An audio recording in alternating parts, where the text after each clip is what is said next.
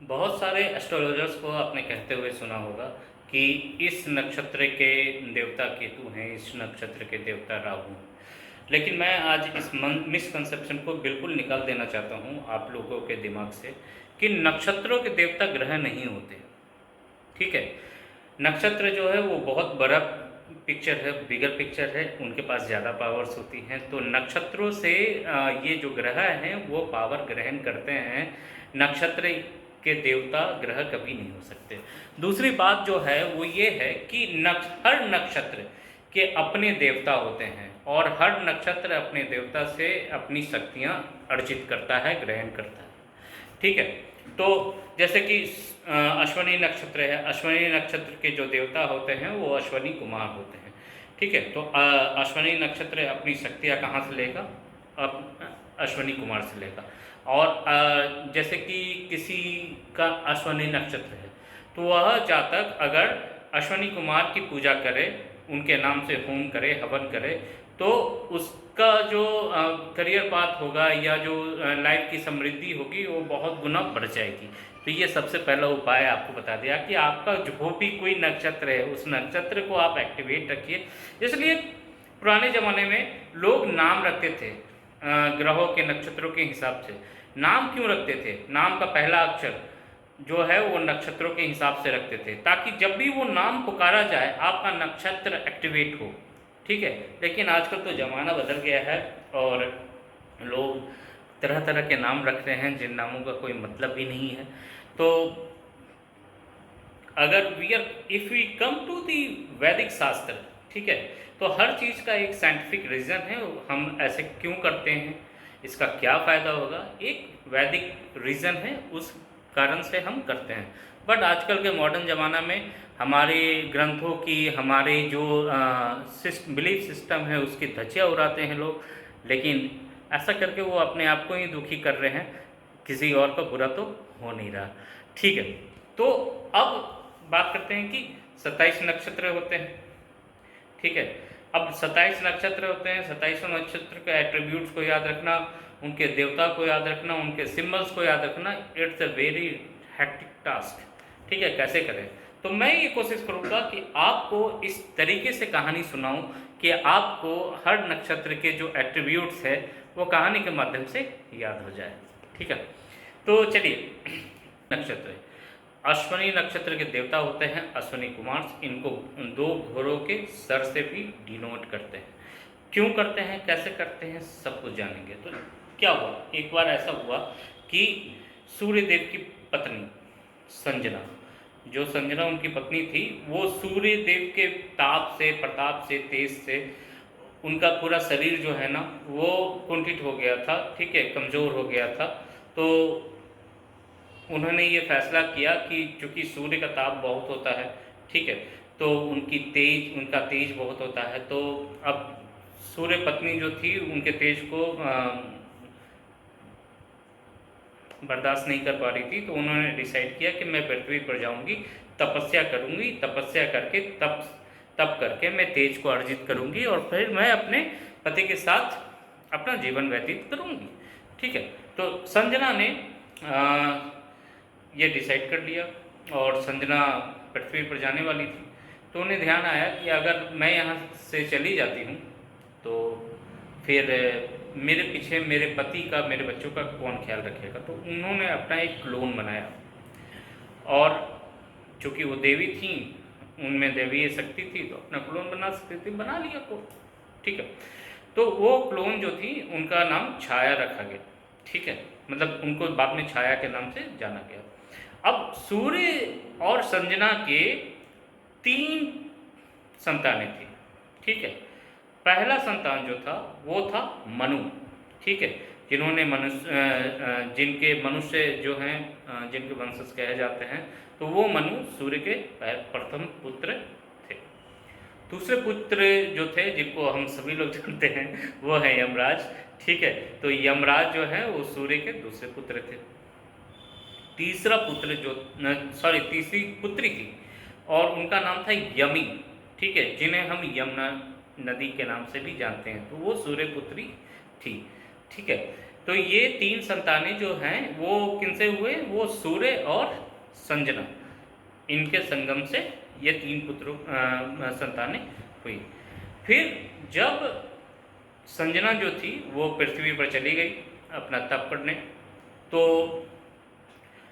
उनके पीछे में जो छाया थी, अब संजना को तो ऐसा लगा था कि मैं चली जाऊंगी, तप करके वापस आ जाऊंगी, सूर्य देव को तब तक पता भी नहीं चलेगा और मैं अपनी तप के द्वारा अपनी शक्तियों को अर्जित करके वापस आ जाऊंगी। लेकिन तब थोड़ा लंबा चला गया और छाया जो कि दिखती संजना की तरह ही थी, ठीक है, सूर्यदेव आए, उनसे मिले, ठीक है। अब चूंकि उनको तो ये नहीं पता था कि ये कोई अन्य महिला है, वो तो उसको अपनी पत्नी ही समझ रहे थे, तो ठीक है पत्नी थी, तो उनसे भी उन्होंने 3 संतानों को जन्म दिया। पहला संतान जो था वो था शनि, ठीक है, शनिदेव, ठीक है, जिसकी सैटर्न जो हमारा एक प्लैनेट है, ठीक है। दूसरा पुत्र जो हुआ वो सेकंड मनु हुआ, ठीक है, वो दूसरे मनु हुए, ठीक है। और तीसरी इनकी फिर से एक पुत्री हुई जिसका नाम ताप्ती है, ठीक है। तो ताप्ती रिवर आपको पता होगा, मध्य प्रदेश के मुल्तई नामक जगह में ताप्ती नदी का उद्गम स्थल भी कहा जाता है। तो ताप्ती जो है वो सूर्यपुत्री हैं और उनकी माता जी का क्या नाम है? छाया, ठीक है। तो ये 3 संतानें सूर्य की छाया से हुई। अब एक दिन क्या हुआ कि यमराज नटखट थे, बच्चे थे, कुछ कर रहे थे, छाया ने उनको श्राप दे दिया। अब सूर्य जो हैं वो ये सोच रहे हैं कि अरे ये क्या है, कोई भी माँ अपने बच्चे को श्राप थोड़े ना दे सकती है, गड़बड़ है, इन्वेस्टिगेशन चाहिए, करना पड़ेगा। तो सूर्यदेव ने फिर ध्यान लगाया, क्योंकि उनमें तेज तो बहुत है, नारायण का तेज है उनमें, तो ध्यान लगाया तो उनको ऐसा पता चला कि उनकी पत्नी जो है संजना ने उनके पीछे ऐसा ऐसा कर्म कर रखा है और खुद जाकर वो एक जंगल में जाकर तपस्या कर रही हैं।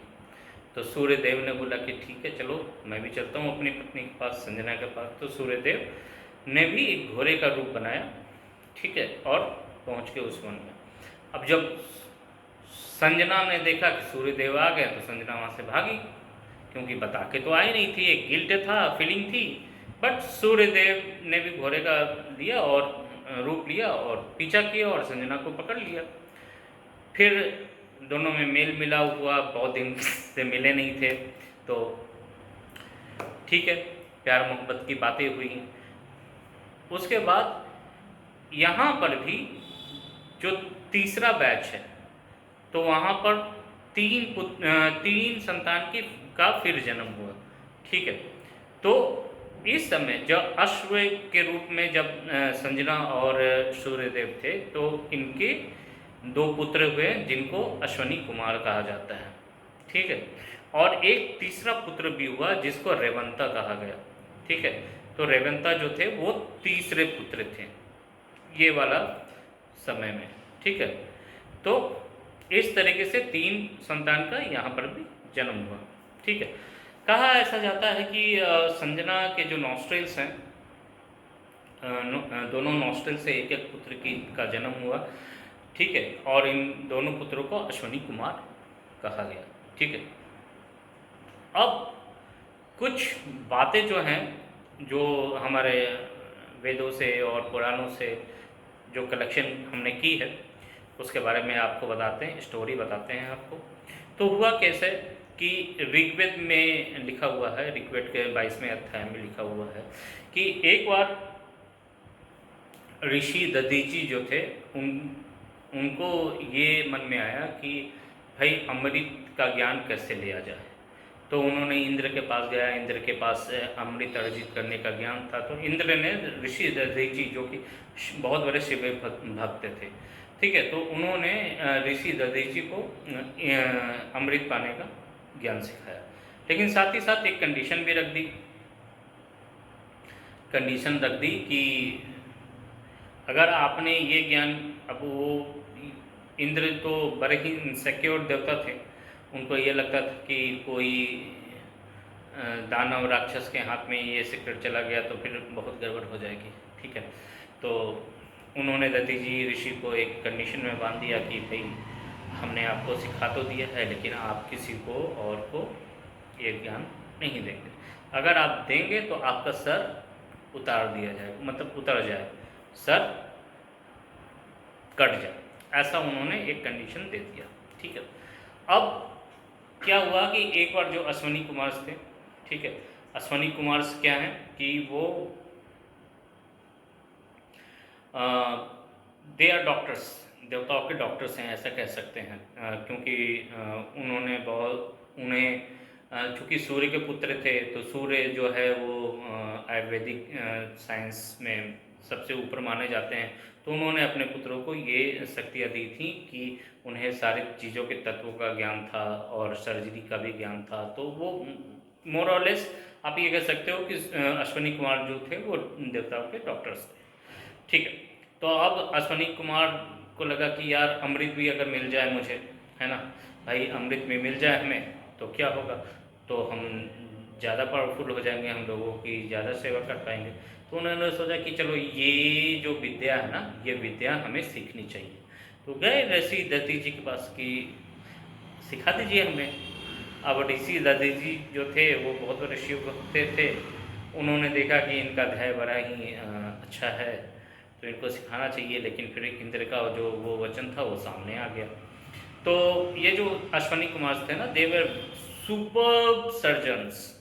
तो उन्होंने क्या किया कि ऋषि दधीजी का सर काट दिया, एक घोड़े का सर काट दिया, इंटर एक्सचेंज कर दिया। इंटर एक्सचेंज करके वो घोड़े के सर से जो है ज्ञान ले लिए, क्योंकि ये भी तो घोड़े ही थे, इनका सर भी तो घोड़े घोड़े का ही था। हालांकि ये देवता थे तो ये अपने आप को ट्रांसफॉर्म कर सकते थे, किसी भी रूप में ट्रांसफॉर्म कर सकते थे। तो इन्होंने इस तरीके से जो अश्व का जो सर था उससे सारा अमृत का ज्ञान ले लिया, और वापस से फिर ज्ञान लेने के बाद सर को वापस से इंटर एक्सचेंज करके जो जैसा था वैसा कर दिया। ठीक है, तो इस कहानी से ये समझ में आता है कि अश्वनी कुमार जो है ना वो बहुत अच्छे सर्जन्स थे। ठीक है, तो जो भी जातक जन्म ले रहा है जो अश्वनी नक्षत्र में है, अगर वो सर्जरी में अपनी एजुकेशन परस्यू करे, अपना करियर परस्यू करे, तो उसे सफलता जरूर मिलेगी, क्योंकि ये इनबिल्ट क्वालिटी है जो इनके नक्षत्र ने इनको दिया है। इसलिए जो अश्वनी नक्षत्र में है, they can be a very good surgeons, right. तो ये एक ट्रेड आपको इस कहानी से मिल गया। ठीक है, दूसरा कहानी आपको सुनाते हैं, ये भी ऋग्वेद से ही है, 16वें अध्याय से। ठीक है, तो एक बार क्या हुआ कि अश्वनी कुमार जो थे ना वो पृथ्वी पर आए और भेड़िया बनकर आए। ठीक है, अब इनका एक दोस्त बन गया, इंसान था, दोस्त बन गया इनका। वो क्या करता था कि बकरियों को इनको देता था खाने के लिए, चुरा चुरा के बकरियों को देता था खाने के लिए। अब एक दिन क्या हुआ कि उसके पिता ने उसको देख लिया कि अरे यार ये तो चोरी कर रहा है, चोरी कर करके बकरियों को चोरी कर रहा है, मेरा नाम खराब कर देगा। क्योंकि देखिए पहले के ज़माने में लोगों की सबसे कुल संपत्ति क्या थी, बैंक वैंक तो थी नहीं। ठीक है, तो लोग नाम को ही अपनी कुल संपत्ति समझते थे। तो उन्हें बोला कि यार ये पुत्र जो मेरा है ये बड़ा दुष्ट है। तो उसने ऐसा सोचा कि इसको अंधा बना देते हैं, इसको श्राप देते हैं कि ये अंधा हो जाए, अंधा हो जाएगा तो ना देखेगा और ना चोरी करेगा, ना मेरा मानहानि होगा। तो उस पिता ने अपने बच्चे को कहा कि तू अंधा हो जा, श्राप दे दिया। अब वो बंदा जो था वो अंधा हो गया। लेकिन चूंकि अश्वनी कुमार को इन्होंने बहुत खिलाया पिलाया था, दोस्ती अच्छी थी, तो भाई ये गए अश्वनी कुमार के पास, भाई अपने आप को मेडिकल मार्वल करते हो हैं, बहुत बड़े आप देवताओं के डॉक्टर्स हो, चिकित्सक हो, हमारा आँख का भी इलाज करो। अश्वनी कुमार चूँकि उनसे सिम्पैथाइज थे, उन्होंने उसकी काफ़ी सेवा की थी उनकी। अश्वनी कुमार ने बोला ठीक है तथास्तु, और अश्वनी कुमार ने उनके ब्लाइंडनेस का इलाज किया और वो लड़का फिर से देखने लगा। ठीक है, तो ना, ये दूसरी स्टोरी थी। अब इस स्टोरी से अश्विनी नक्षत्र के क्या ट्रेड नजर आते हैं? ट्रेड ये नजर आता है कि जो भी जातक अश्विनी नक्षत्र में जन्म लिया है, ठीक है, वह आई सर्जन, आंखों का डॉक्टर बहुत ही अच्छा हो सकता है। ठीक है, चलिए एक जो कहानी है अश्विनी कुमार को लेके, वो हम बात करते हैं। वो कहाँ से उठाई गई है? वो दो जगह से है, दोनों जगह में इसका वर्णन है। एक तो देवी भगवता में उसका, भागवत में उसका वर्णन है, उसके 7वें अध्याय में है, ठीक है। और दूसरा जो है श्रीमद् भागवतम में भी 9वें अध्याय में इसका वर्णन दिया हुआ है, ठीक है। तो ये जो कहानी है ये बड़ा इंटरेस्टिंग कहानी है। इससे अश्विनी नक्षत्र के दूसरे ट्रेड्स भी आपको पता चलेंगे, तो मज़ा आएगा। तो एक राजकुमारी थी, बड़ी सुंदर सी प्यारी सी, ठीक है। अब वो एक दिन क्या था कि जंगल में जा रही थी, ठीक है। तो एक बूढ़ा साधु था, उसने गलती से साधु की आँख जो है वो फोड़ दी, ठीक है। अब उसको गिल्ट हुआ। उस साधु का नाम था च्यवन। अभी च्यवनप्राश खाते हो ना आप, तंदुरुस्त रहने के लिए और क्या, यौवन बरकरार रखने के लिए च्यवनप्राश। तो इनकी ये कहानी है, ऋषि च्यवन की ये कहानी है, ठीक है। और इसको सुन के मज़ा भी आएगा आपको, ठीक है। वैसे मैं आपको बताता हूँ कि ऋषि च्यवन जो है ना, अभी मैं जहाँ रहता हूँ, ठीक है, ऋषि च्यवन का जो निवास स्थान था यहीं पर था। चंपावती नगरी उस समय के नाम से थी, अभी यहाँ पर उसको चाचौरा कहते हैं, ठीक है। तो ऋषि च्यवन यहीं के थे ना। क्या है, सुकन्या ने अब उनकी आंख फोड़ दी। अब गिल्ट में उन्होंने क्या कहा साधु को कि देखिए मैं बड़ी शर्मिंदा हूँ, मैंने आपकी आंख फोड़ दी है, तो आप एक काम कीजिए कि आप मुझसे शादी कर लीजिए, मैं ज़िंदगी भर आपकी सेवा करूँगी, ठीक है। अब ऋषि तो असहाय थे, उन्होंने बोला ठीक है कर लेते हैं, कर ली। अब वो भक्तिपूर्वक एकदम एक एक पति का व्रत रखकर, ठीक है, अपनी पत्नी व्रता धर्म का पालन करते हुए ऋषि च्यवन की सेवा कर रही थी। एक दिन क्या हुआ कि अश्विनी कुमार उसी जंगल में आए जहाँ पर ऋषि कन्या जो थी, सॉरी ऋषि पत्नी जो थी, वो जड़ी बूटियाँ चुन रही थी, ठीक है, फूलों को चुन रही थी उनसे कुछ बनाने के लिए, रस वस बनाने के लिए। तो अश्विनी कुमार ने देखा कि बड़ी ये जो स्त्री है बड़ी सुंदर, अट्रैक्टिव, काफ़ी सुंदर थी, काफ़ी अट्रैक्टिव थी, तो उनको पसंद आ गए। तो उन्होंने कहा कि ऐसे अपना देखा कि भाई इसकी बैकग्राउंड क्या है, तो देखा कि एक पति है जो बूढ़ा है, आंखें नहीं है इसकी, तो चलो कुछ प्रपोजल लेके चलते हैं। तो वो प्रपोजल लेके सुकन्या के पास गया कि सुकन्या को कहा कि देखो तुम्हारा पति तो बूढ़ा हो गया है, दिखता भी नहीं है, वो तुम्हें दे ही क्या सकता है, हम दोनों को देखो जवान हैं, हम दोनों कितने सुंदर हैं, हमसे शादी कर लो। अब ऋषि पत्नी जो थी सुकन्या क्रोधित हो गई, गुस्सा आ गया उसको, बोला कि मैं तुम्हें अभी यहीं भस्म कर दूंगी, ऐसी बातें करते भी कैसे हो निर्लज। तो फिर अश्विनी कुमार ने बोला कि अच्छा ठीक है ऐसी बात है, तो ठीक है एक काम करो, मैं जानता हूँ कि तुम्हारे पति जो हैं वो बूढ़े हैं और उनकी आंखें नहीं हैं, मैं उनको चिर यौवन दे देता हूँ, ठीक है। उसके बाद उसके बाद तुम उनको छोड़ दो और मुझसे शादी कर दो। सुकन्या बोला ऐसा नहीं हो सकता है जी, नहीं। तो फिर उन्होंने फिर दूसरा शर्त रखा कि चलो ठीक है, मैं आपके पति को चिर यौवन देता हूँ, स्वास्थ्य देता हूँ, उनकी आंखें भी ठीक कर देता हूँ, और हम तीनों नदी में जाएंगे, ठीक है। और नदी में से जब निकलेंगे तो हम तीनों का रूप एक ही होगा, ठीक है, शक्ल सूरत सब एक ही होगा, और हम तीनों में से आप जिसको भी चुन लोगे ना वो आपका पति हो जाएगा हमेशा के लिए, ठीक है। अब सुकन्या को थोड़ा असमंजस हुआ कि क्या करें। तो बोले कि सुनो, ऐसा है कि चूँकि बात तो मेरे पति से रिलेटेड है और मैं तेरी पतिव्रता पत्नी, तो मैं अपने पति से पूछूंगी तभी कुछ डिसीजन लूँगी। तो गई, ऋषि चवन से पूछा उन्होंने। ऋषि चवन ने बोला कि अरे, तुम्हें क्या अपनी पत्नी व्रता धर्म पर शक है? तो सुकन्या ने कहा कि नहीं, मैंने तो आप ही की सेवा की है और मुझे कोई शक भी नहीं है। तो ऋषि चवन ने कहा तो फिर ठीक है, उनका जो ये प्रपोजल है एक्सेप्ट कर लो, क्या दिक्कत है। तुम मुझे पहचान ही जाओगी, इतना मुझे पता है, मैं किसी भी रूप में रहूँ। तो हाँ हो गया भाई, डन हो गया, डील साइन हो गई। अब नदी में तीनों गए, दो अश्वनी कुमार, ऋषि चवन गए, और जब वो नदी से निकले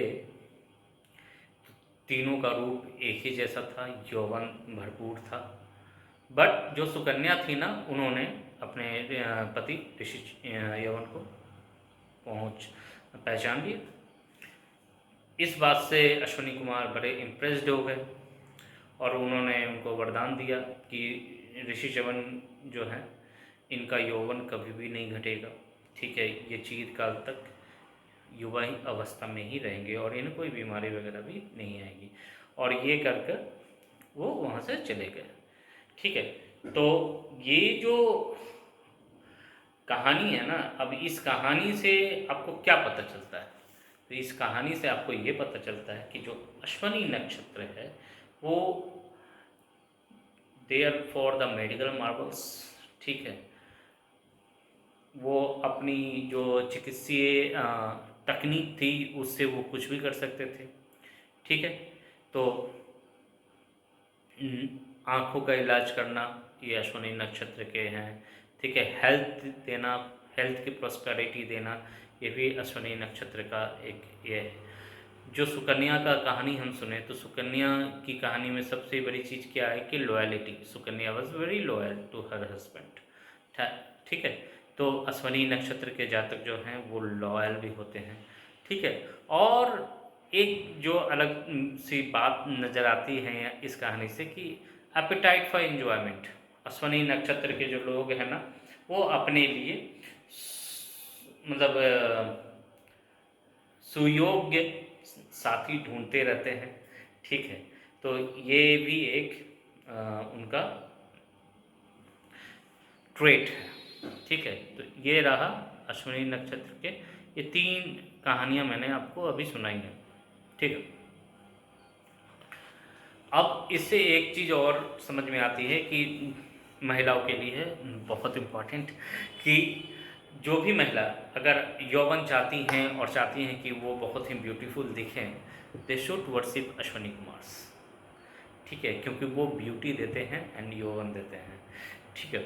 नाउ अभी आपको एक जो कहानी है वो महाभारत से लेते हैं। तो महाभारत के आदि खंड से, ठीक है, तीसरे अध्याय से ये कहानी लेते हैं कि एक शिष्य था, ठीक है, एक शिष्य था और एक उसके गुरु थे। वो शिष्य बड़ा मोटा था। अब गुरु को लगा यार ये इतना मोटा कैसे है, ठीक है। तो एक दिन शिष्य को बुलाया, बोला कि पूछा कि भाई तुम इतने मोटे कैसे हो? तो शिष्य बोला कि गुरुजी कुछ नहीं, मैं गांव में जाता हूँ, भिक्षा मांगता हूँ और जो भिक्षा मिलता है उसको खा लेता हूँ, इसलिए मैं मोटा हूँ। अब गुरु बोला बैड थिंग, वेरी बैड, तुम मेरे शिष्य हो तो तुम जो भी भिक्षा लेके आओगे वो गुरु का होता है, तुम कैसे रखते हो? No, this is not right, तो वो भिक्षा तुम्हें मुझे देनी चाहिए। उसने बोला ठीक है गुरुजी, अगली बार से यही सही करेंगे। फिर कुछ दिनों के बाद देखे तो गुरु देखे कि ये तो पतला हुआ ही नहीं, ये मोटा ही है, खा पी रहा है। गुरु ने बोला इधर आओ, इधर आओ, क्या हुआ, तुम इतने मोटे फिर कैसे हो? तो बोला कि गुरुजी जो आपके लिए जो भिक्षा मांगते हैं वो तो मांगते ही हैं, वो आपको हम दे ही देते हैं। उसके बाद हम फिर थोड़ा और मेहनत करते हैं और भिक्षा मांग लेते हैं, उसको खा लेते हैं, इसलिए हम मोटे हैं, मस्त हैं। गुरु ने बोला अरे पागल हो गया क्या? अब पहले का ज़माना जो था समझ रहे हो, दान पुण्य वाला था, कोई मांगने चला गया तो कोई मना भी नहीं करता था। तो बोला गुरु बोले कि ऐसे तो घर वालों का सारा राशन तो तुम ही ले आओगे, वो लोग भूखे रह जाएंगे। नहीं, ऐसा नहीं करना चाहिए, it's very bad, should not do this. तो छात्र ने कहा कि ठीक है गुरु जी, अभी ये भी नहीं करेंगे। फिर थोड़े दिन के बाद देखा छात्र फिर से मोटा ताजा। अब गुरु को बड़ा आश्चर्य हुआ, अब क्या कर रहा है भाई? बोला इधर आओ, फिर से आओ। आया, भाई अभी भी कैसे मोटे हो तुम, क्या कर रहे हो ऐसा? तो शिष्य ने कहा कि गुरुजी जो गाय होती है ना, ठीक है, तो गाय का दूध पीने के बाद जो बछड़ा दूध पी लेता है, उसके बाद जो गाय का दूध बच जाता है उनके थनों में, वो मैं पी लेता हूँ, इसलिए मैं मोटा हूँ। वो गुरु बोला no, this is very bad. गाय को उतना दूध बनाने फिर से बनाने के लिए मेहनत लगती है, नहीं नहीं, you should not do this. उसका बछड़ा अगले बार कम दूध मिलेगा उसको, ये हक मारना हो गया, आपको ऐसा नहीं करना चाहिए। अब डिसाइपल जो था, शिष्य जो था, बोला कि ठीक है गुरुजी, नहीं करेंगे, ठीक है।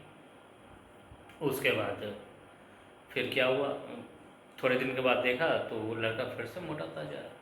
अरे अब गुरु बोले कि अब क्या कर रहा है? फिर से बुलाया कि ये बताओ, अभी भी मोटे हो, क्या कर रहे हो भाई, ऐसा कर क्या रहे हो? तो बोला कि गुरुजी वो गाय जो है ना दूध अपने बच्चे को पिलाती है, तो जो भी दूध गिर जाता है ना वो मैं पी लेता हूँ, मैं मोटा हूँ।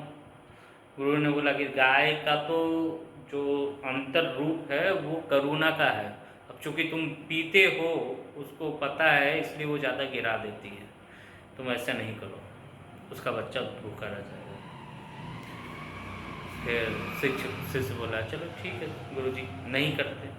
अब शिष्य का सारा खाने पीने का जो स्रोत था वो तो रुक गया। अब चूँकि उसको भूख लगती थी, ज़्यादा खाने की आदत थी, तो पेड़ के पौधे पत्ते खाने लगा। और चूँकि सारे पत्ते पौधे अच्छे नहीं होते हैं, तो जहरीले थे, तो उनकी आँख की रोशनी चली गई, उस शिष्य की आँख की रोशनी चली गई। और एक दिन वो जंगल में भटकते भटकते एक कुएं में गिर गया। कुएं में गिर गया तो अब अंधा था, उसने अपने गुरु को याद किया। तो गुरु आए, गुरु ने बोला कि सुनो ऐसा करो, तुम अश्विनी कुमार को याद करो, वो आएंगे और वही तुम्हारी हेल्प करेंगे। अब उसने अश्विनी कुमार को हेल्प के लिए बुलाया, अश्विनी कुमार आए।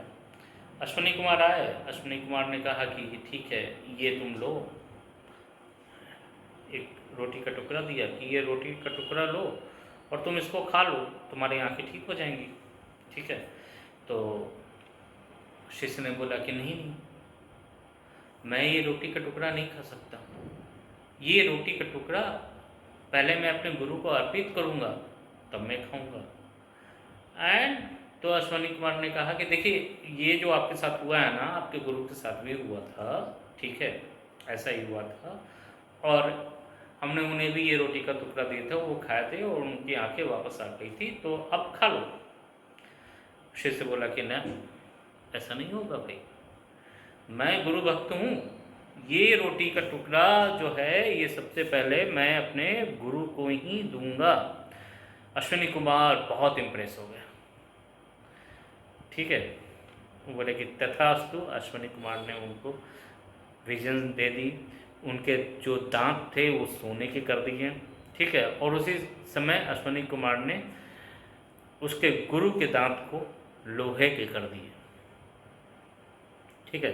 बट उसके गुरु को जब पता चला, तो गुरु थे, गुरु को अपने दांत लोहे के होने का बिल्कुल भी दुख दिखाई नहीं दे रहा था। उन्हें ये सुख था कि मेरे जो शिष्य हैं वो फिर से आँख वाले हो गए हैं। उन्होंने मेरे प्रति अपनी इतना समर्पण भाव रखा है और उनके दांत सोने के हैं, तो गुरु वाज वेरी हैप्पी दिस।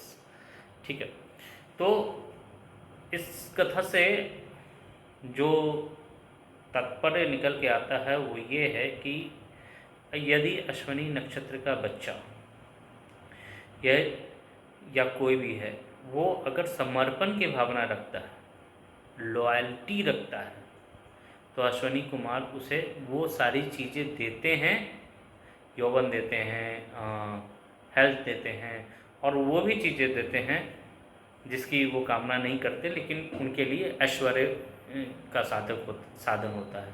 तो अश्विनी कुमार ये सारी चीज़ें भी देते हैं। तो इस कहानी से आपको ये पता चलता है। ठीक है, फिर और भी कहानियाँ हैं। जैसे एक कहानी महाभारत में ये भी है, द्रोणाध्याय से है। द्रोणाध्याय से है कि एक बार एक आदमी जो है वो प्रेग्नेंट हो गया था। अब भाई वो ज़माना कुछ और था, वहाँ कुछ भी हो सकता था। हालांकि आने वाला ज़माना भी कुछ ऐसा ही है कि कुछ भी हो सकता है।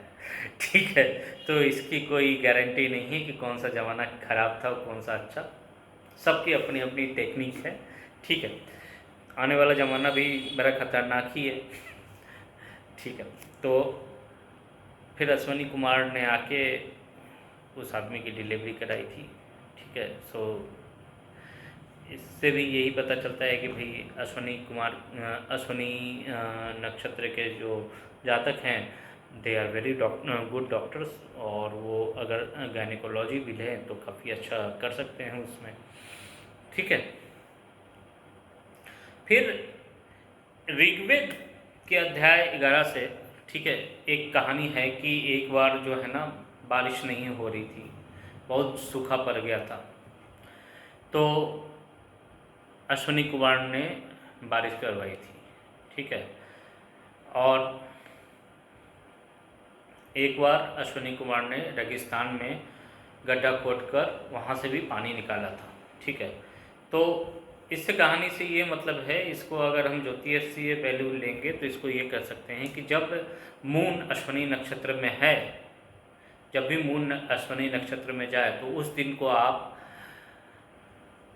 बड़े से बड़ा प्रॉब्लम को सॉल्व करने के लिए आप उस दिन का चयन कर सकते हैं। बड़ा प्रॉब्लम अश्विनी नक्षत्र वाले दिन सॉल्व की जा सकती है, क्योंकि मून जैसे जैसे ट्रांजिट करता है जिस नक्षत्र में, उस नक्षत्र का वो दिन होता है।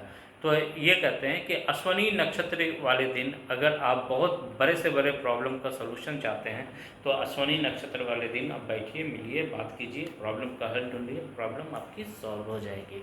ठीक है, तो ये कुछ ट्रेड्स थे अश्विनी नक्षत्र के जातकों का जो मैंने आपको कहानी के माध्यम से सुनाया, एंड आई होप आपको ये सारे ट्रेड्स याद हो जाने चाहिए।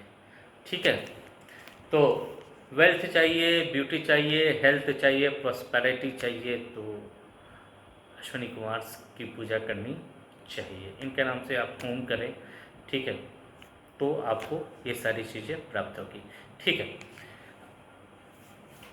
अब नेक्स्ट वीडियो में अगले नक्षत्र भरणी की बात करेंगे। तो अगर आप चाहते हैं कि 1 बाय 1 इसी तरीके से कहानी के माध्यम से मैं सारे नक्षत्रों के ट्रेड्स आपको बता दूं और उससे अपने जीवन को कैसे सुखी बना सकते हैं, तो please follow me, right? sandeliaji.com welcomes you all. Thank you.